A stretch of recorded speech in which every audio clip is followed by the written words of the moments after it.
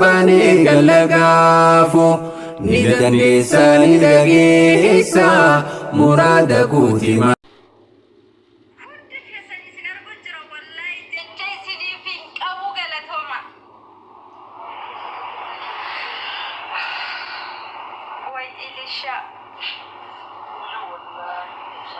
Marcos, Ibsa, Ilu, Amir. Hundi keessanuu ani jechisini hin qabu wallahi. Warra taabtaabii irraa ka'ee hanga dhumaa na hojii jirtan hundi keessan. Bira geettu kalaas ayi. Baali, thank you.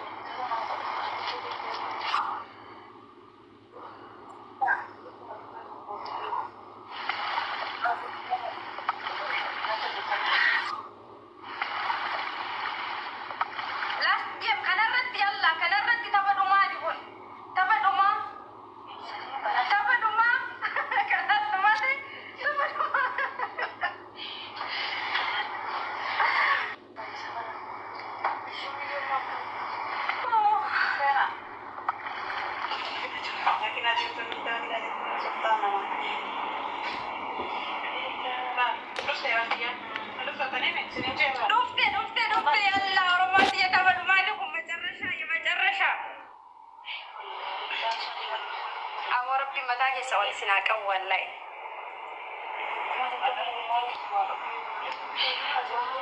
Xiyyiti koo Ilu si faarsanis dhiisanis faarfamtee dhiisi.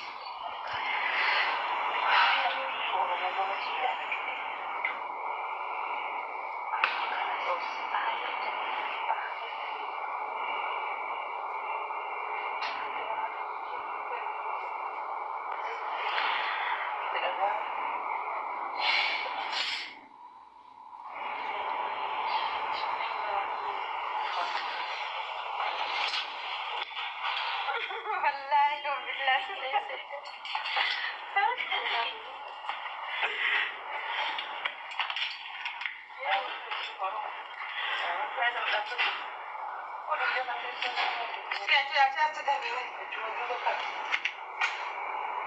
Galatooma ulfaadha. Jechisini hin qabu.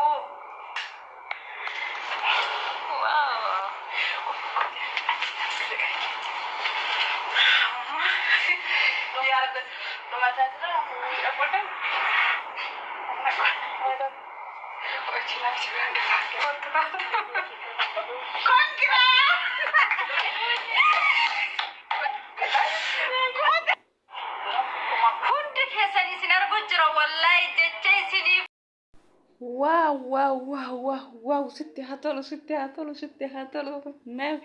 نافي بقى جمد مبروك حبيبتي بقى موت أرمو موهاتو ملي تكا موهاتا من بيكو بقى جمد جمتشونكي نا بقى ربين سيجمتشيسي بقى موهات nu gammachiiste gammadi ammallee gammadi naafi baga gammadde sabboontitti arsii baga mo'attee baga gammad waaw naafiin guyyaa kaleessaa Oktoobara 26 bara 2024 akka lakkoofsa faranjiitti guyyaa kaleessaa tapha isii haala bareedaa ta'een haala nama gammachiisuun haala namni hundi irraa gammadu sabboontitti arsii naafi namni hin jaalanne hin jiru akkasuma namni hin beekne illee hin jiru jechuudha. Miidiyaa kanarra baay'ee nu gammachiistee baga gammaddee baga mo'attee gammachuun kee gammachuu kenna haala bareedaa ta'een guyyaa kaleessaa tapha ishii taphatuun mo'attee jirti. Naafiin sabboontitti arsii fakkeenya intala arsii baga mo'attee baga gammaddee siin jenna naafi teenna nu gammachiistee gammadii. Dhumti keessanuu mooyatuu malee hin mooyatamina milkaa'uu malee hin dhabina argachuu malee hin dhabina hundumti keessanuu baga gammaddanii baga walumaa nu gammanne gammachuun naafi gammachuu kenna akkasuma uummatni Oromoo hundinaaf galatoomaa jette jirti. galatoomii akkasuma warroonni waan qabdaniin laayikiin taabtaabiin bira dhaabattan ka waan qabdaniin bira dhaabattan hedduu isinii ka galatoonfamuu qabu jechuudha. Yoo isin gargaaruu baattanii hin mooyatamtu jechuudha. Kanaafuu rabbi bakka fuutanitti isinii haa deebisu. Isinillee hedduu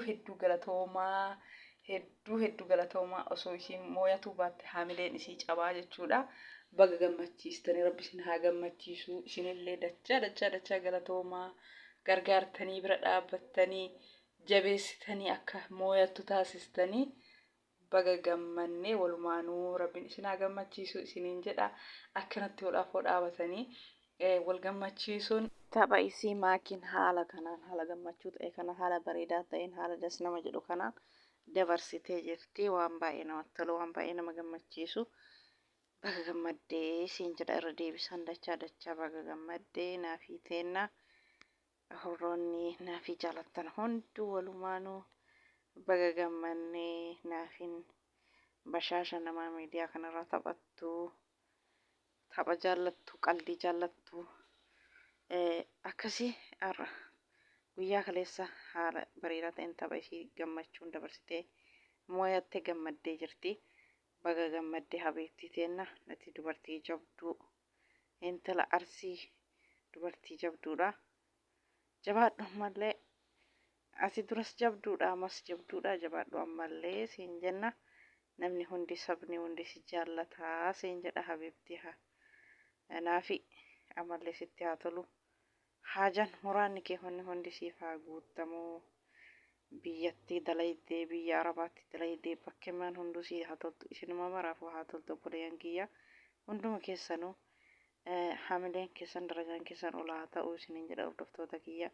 Warroonni jalqabarraa hanga ammaana hordoftanii maatii naaf taatanii koomentii laayikii sheerii sabskiraayibii na jajjabeessitanii haamilee natti hortanii laayikiin keessan haamilee na horaa. Koomentiin keessan haamilee na horaa. Sabskiraayibiin keessan haamilee na horaa. Yoo itti isin haamilee na hortan kana baqqaanillee jabaadhee akka dalagu na taasisaa. Kanaaf hedduu hundumti keessanuu rabbi darajaa keessan olaa fuudhu. Haajaa muraada keessan isin haa guutu. Jiruun teessan gammachuu malee rakkoon arginii. Qananii malee rakkoon arginii gammachuu malee gadin arginii. Haajaa muraanni keessan hunduma keessan haa guutamu. Haajaan teessan jiruun teessan jiru gammachuu haa taatu. Hunduma keessanuu rabbi haajaa muraada keessan walitti isin haa qabu. Fayyaan isin jirtullee rabbi fayyaa isin haa kennu. Ka dalagaa dhabdanillee rabbi riskii dalagaa isin haa banu. Ka warra badaa bira seentanillee rabbiin guyyama keessa warra san isiniif haa laaffisu isiniin jedha obboleeyyan kiyya. Horroonni biyya namaa kana keessa jirtanii hundumti keessanuu biyya keessa faffacaatanii jirtan tokko yoo mana nagaa jiraate tokko immoo mana azaabaa jiraata. Kanaaf rabbiin isinii haa laaffisu bakkuma hundattuu rabbi isinii haa laaffisu. Jiruu teessan gammachuu haa taasisu. Nama osoo yaadanne mana horra gammachuu san bira taa'ee osoo yaadanne muraada ofii guuttatee gara biyyaa galuu haa taatu. Hunduma keessaniif rabbi isiniif haa taasisu isiniin jedha. Hunduma keessanuu gammachuun keessan gammachuu kiyyaa hordoftoota kiyya. Kanaaf viidiyoon kiyya kaarraa kana fakkaata. Wayi naafit gammachuu naafit irraa kaasee achuma keessa isinillee yooma du'aa godhuun dirqamaa jechuudha. Maaliif namni afaan gaarii haasee du'aa olii godhe wanni kana caala hin jiru jechuudha. Afaan gaariin waan hunda caala. Kanaaf obboleeyyan kiyya hunduma keessanuu hanga viidiyoo biraatii walitti deebinutti nagaan naaf tura. Waan viidiyoo kiyya dhageeffattaniif hanga dhumaan galatuma warroonni na wajjin turtan jalqabarraa hanga ammaan wajjin turtan. Yoo isinitti tole laayikii sheer gochuu hin dagatinaa. Sabskiraayib godhaa warroonni haaraa taatan na jajjabeessaa. Haamilee naaf ta'aa isiniin jedha akkuma duraa sanitti itti fufa. Koomentii keessa jalatti waan yaada keessanii waan barbaadan barreessaa. Isiniif deebisuuf qophiidha isiniin jedha waan beekurraa inshaallah. Kan beekne walirraa barannaa kan beeknu immoo wal barsiisna. Akkasii hordoftoota kiyyaa hundumti keessanuu naaf jiraadhaa nagaya keessaa bakkuma jirtanitti. Haga viidiyoo biraatii walitti deebinuuf nagayaan naaf tura. Bye bye isiniin jedha. Bani galagaafu ni dandeessa ni dhageessa muraada guutima.